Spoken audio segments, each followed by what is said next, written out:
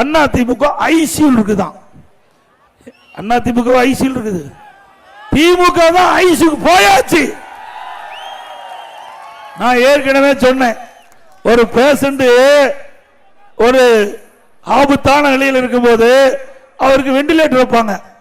அந்த வெண்டிலேட்டர் அது இருக்கின்ற வரை அந்த உயிர் இருக்கும். வெண்டிலேட்டர் எடுத்தா உயிர் போயிடும். இன்னும் 7 மாசம் இருக்குது. மக்கள் உடைய அதிகாரத்தை பறிக்க அதுக்குள்ள இந்த ஆட்டம் போட வேண்டாங்க.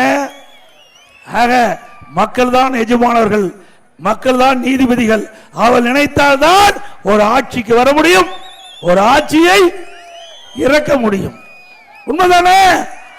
உங்களுக்கு தான் அதிகாரம் இருக்குது. ஆனால் திரு கருணாநிதி குடும்பத்தை சேர்ந்தவர்கள், திரு ஸ்டாலின் குடும்பத்தை சேர்ந்தவர்கள் அவர்கள் எண்ணுகின்றார்கள், சர்வ அதிகாரத்தை போல பேசிக் கொண்டிருக்கின்றார்கள்.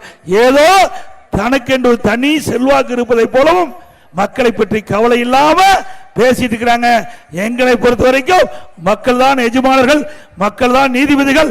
அவர்கள் முடிவு செய்து விட்டார்கள். அடுத்த ஆண்டு நடைபெற்ற சட்டமன்ற பொதுத் தேர்தலில் அண்ணா திமுக தலைமையில் அமைக்கப்படுகின்ற கூட்டணி வெற்றி பெற்று அண்ணா திமுக தனி பெரும்பான்மையோடு ஆட்சி அமைப்பதற்கு மக்கள் தயாராகி விட்டார்கள்.